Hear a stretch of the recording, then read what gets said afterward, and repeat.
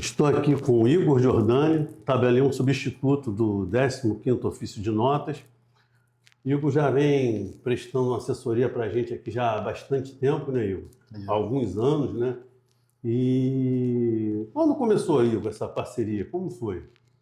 Olha, nós em 2017, né, a gente teve uma escritura de um cliente em comum, e aí a gente se conheceu nessa escritura, ou seja, de lá para cá a gente foi estreitando aí essa parceria. Ultrapassamos pandemia, crises e momento mercado oscilando, bom, mais ou menos, ruim, e a gente está aí até hoje, prazer. E como é que você começou nessa trajetória de cartório? Porque eu me recordo que você também já passou pelo registro de imóveis, né? Imóveis, é. Em 96, finalzinho de 96, eu comecei a trabalhar no 5º RGI. E aí, lá dentro do registro, a gente seguiu uma trajetória também dentro dos setores lá. Quer dizer, hoje, quando a gente pega... Isso me deu uma base espetacular, né? Quando eu vim para o cartório de notas. Porque quando eu olhava uma escritura, eu já sabia o que era uma escritura, né, desde o registro de imóveis, né? Então, todo o trajeto que uma escritura... Às vezes a pessoa entra, eu vou levar para o registro de imóveis. Mas quando você fala, vou entrar, vou pegar, vou registrar, às vezes a pessoa, o comprador, imagina o seguinte, eu vou levar minha escritura para o registro, às vezes pensa, é tão caro, né? Pensa que o fato de registrar, o ato do registro é uma coisa simples.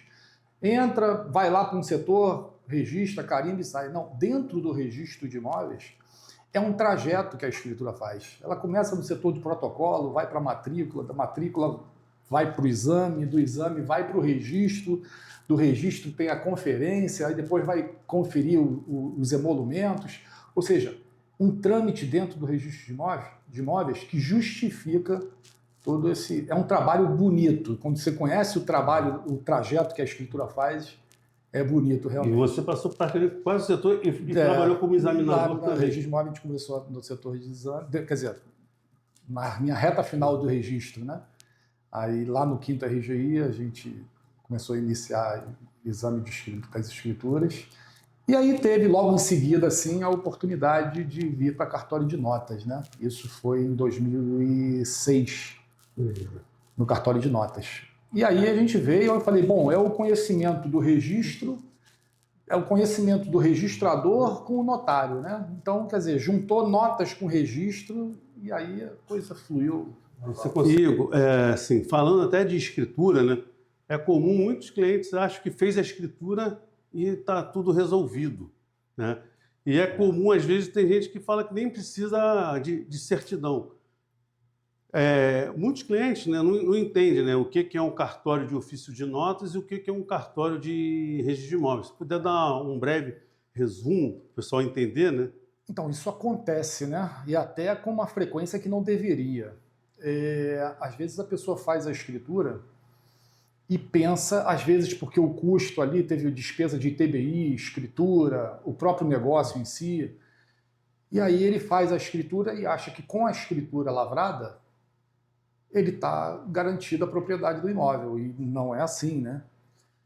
A lei de registro público só é dono quem registra. Então você tem que pegar a escritura e levar no registro de imóveis. Fazendo um comparativo com outro bem, é como se você fizesse o documento do carro, assinasse lá o DUT recibo do carro e não levasse ao Detran para transferir para o seu nome. Ou seja, o Detran, o carro está em nome daquela pessoa. E o registro de imóveis, o imóvel é a mesma coisa. Você faz a escritura, você assina. Por que a escritura? Porque a escritura, assim como o DUT é o documento hábil para o Detran, a escritura é o documento hábil para registro. Então é um instrumento público, dotado da fé pública, que vai ao registro de imóveis transferir a propriedade. Ou seja, a propriedade só se consolida mediante ao registro de imóveis. Então acontece muito, não acontece muito, mas acontece a pessoa fazer a escritura e acha que está resolvido, e às vezes esse tempo passa e ela literalmente esquece. Às vezes foi quando você pergunta, aí fiz, aí você vai tirar uma ônus reais, a pessoa não está no nome da pessoa, aí ela se surpreende com aquilo. Quando isso acontece e quando ela descobre, ela leva ao registro de imóveis. Se não tiver nenhum problema, deu certo.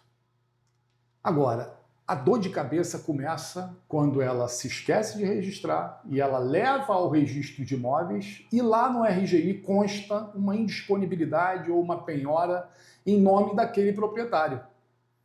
Aí começa a dor de cabeça dela. Ela comprova que comprou o imóvel, assinou a escritura, mas não levou a registro. E a máxima do direito diz que o direito não socorre quem dorme. Ou seja, ele foi negligente até ele comprovar e registrar isso. Olha a dor de cabeça que já deu. Então, o importante que fique claro é lavrou a escritura, levar ao registro de imóveis imediatamente. Ou seja, o cliente faz um investimento alto na aquisição de um imóvel, né? Sim. Faz a escritura e às vezes esquece ou quer postergar aquele outro investimento que é o registro de imóvel, que tem que concluir. Sim. E às vezes, numa economia ali momentânea, acaba gastando muito mais lá na frente para resolver, enquanto que o ideal comprou, fez a escritura, registrou. E falando até nisso, tem uma norma aí que podendo, né, não apresentar certidões, né? Existe essa possibilidade de dispensa das certidões, né? A questão por mais que seja possível essa dispensa das certidões, está previsto isso na corregedoria, quem é que em sã consciência vai adquirir um bem, um imóvel, sem saber das certidões em nome dos vendedores, né? Então, isso na prática não ocorre. Na prática, na teoria é possível, mas eu jamais, assim como também as imobiliárias, jamais devem orientar aos clientes a seguir nessa forma, de não, porque não precisa apresentar as certidões, porque existe uma lei dizendo que pode dispensar. Pode dispensar, mas não deve dispensar. Você não pode comprar no escuro, porque ali nas certidões vai apontar eventuais processos em nome do vendedor, eventuais distribuições contra o imóvel. Então, assim, é altamente recomendável que não se dispense as certidões. Até porque de um tempo para cá esse custo já não é um custo tão alto e Sim. Hoje é mais prático, mais rápido, inclusive, eu não digo nem tão mais rápido, é mais prático, né? Hoje você consegue dar entrada nessas certidões, né, pela internet. Sim. E consegue ter isso tudo, no máximo, sei lá, em 5 dias úteis, a R$11, sim, até no mesmo dia. Dependendo, até no mesmo dia. Que A questão digital, ela evoluiu bastante, né? Inclusive os atos digitais também, a escritura digital, né? É importante a gente frisar isso. O registro pode ser digital. Nós estamos ainda... É uma coisa nova a questão do registro digital, do ato digital, mas ele está representando hoje uma grande parte dos atos notariais e registrais também, o ato digital. Isso veio, né, logo pós-pandemia, né? Sim, na pandemia começou.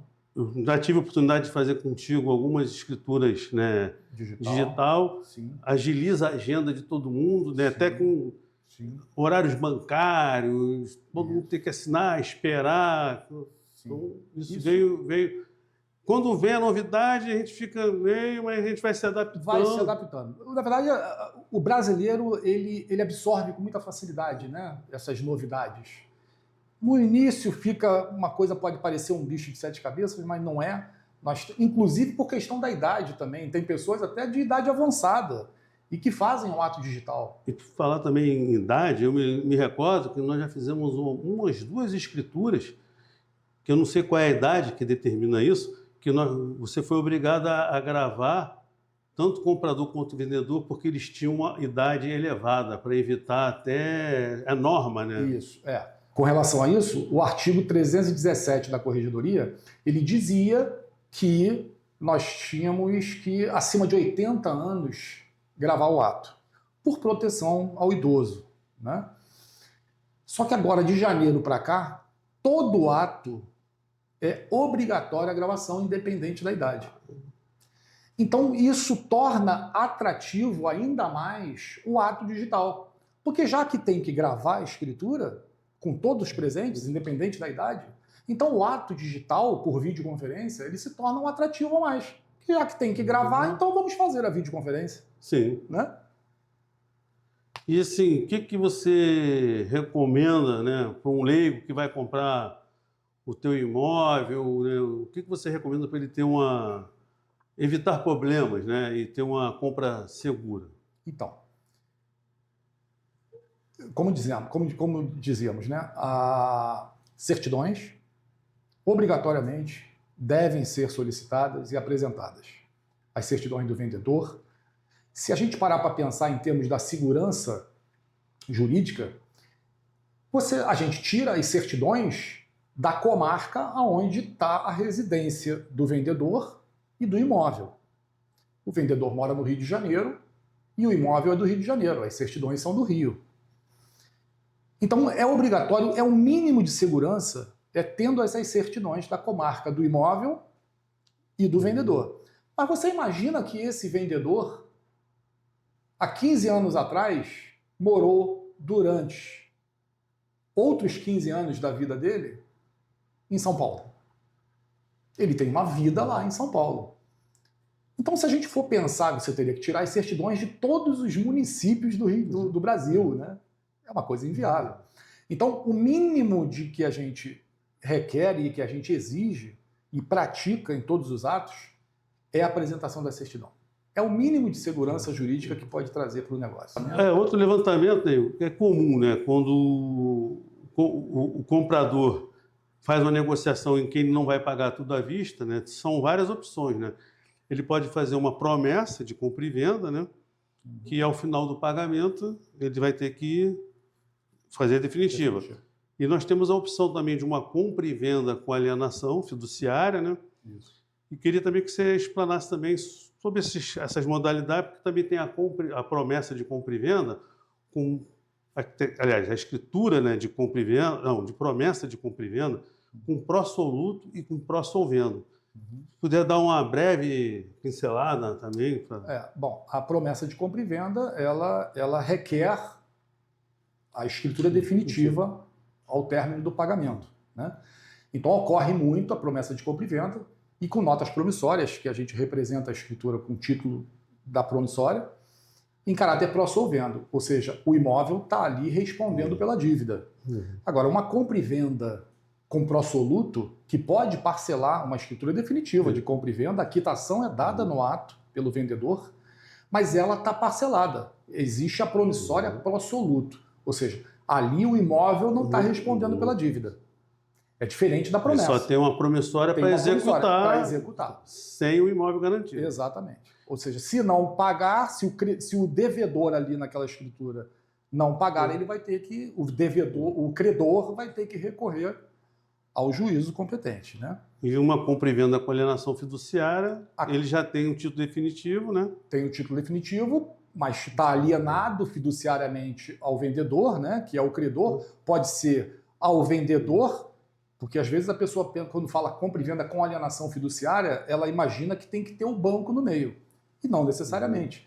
A compra e venda com alienação ela pode ser feita entre duas pessoas físicas, não tem problema, entre comprador e vendedor. O imóvel vai estar alienado ao vendedor e vai seguir a lei da alienação fiduciária com parcelamentos e todos os requisitos da lei 9.514 da alienação fiduciária. E ao término da compra e venda com alienação, o comprador ele deve solicitar ao vendedor o termo de quitação, que é a baixa da alienação. Quitou, o vendedor declara ter recebido aquele valor, peticionando ao registro de imóveis, que se providencia a baixa da alienação, consolidando a propriedade em favor do comprador. E aí, ele tem essa despesa na frente, vamos dizer assim, né, de compra e venda com alienação, mais ITBI, escritura, certidões, mas ao término ele vai só fazer essa averbação, dizendo que já quitou, que não está mais alienado o imóvel, que o imóvel está liberado para ele. É isso. Igor, é comum também, né, nós temos aqui escritura, às vezes, ou de permuta, ou às vezes uma escritura de dação em pagamento. É comum os clientes também confundirem um pouco quando usar uma e quando usar outra. Se puder dar uma breve explicação aí para a gente também. Isso é importante, Sobral, falar e deixar isso claro, porque isso implica diretamente na questão fiscal do cliente, das duas partes envolvidas. o termo permuta, né, que é a troca, mas ela deve ser aplicada, a natureza da operação deve ser aplicada da forma correta. Numa transação imobiliária, onde tem mais imóvel do que dinheiro, a operação é permuta. E a gente chama, quando tem mais imóvel do que dinheiro, ele vai complementar com dinheiro, chamada de torna. É a escritura de permuta com torna. Sim. Quando tem mais dinheiro do que imóvel, não pode ser a permuta. Aí é dação em pagamento. Ou seja, ele dá o imóvel como parte de pagamento daquela transação e o valor maior vai ser complementado com dinheiro. Entendi. Perfeito. Foi um prazer te receber aqui, Igor. Pô, muito bom. É sempre uma honra para mim estar contigo aqui. É sempre bom, né? E esperamos fazer mais e mais escritura. Né? É isso. Quando a gente chega aqui é porque a gente está realizando o sonho da família, o vendedor está vendendo, o comprador comprando o seu patrimônio, a imobiliária está fazendo o negócio, intermediando a transação, e o cartório está vindo para dar aquela segurança jurídica que o negócio requer. É isso aí. Fazer um negócio seguro que todos, né, fiquem realizados. Não pode ser diferente. Não pode. Não pode ser diferente disso. O cartório, a importância do cartório é justamente dar legitimidade àquele ato. Isso aí.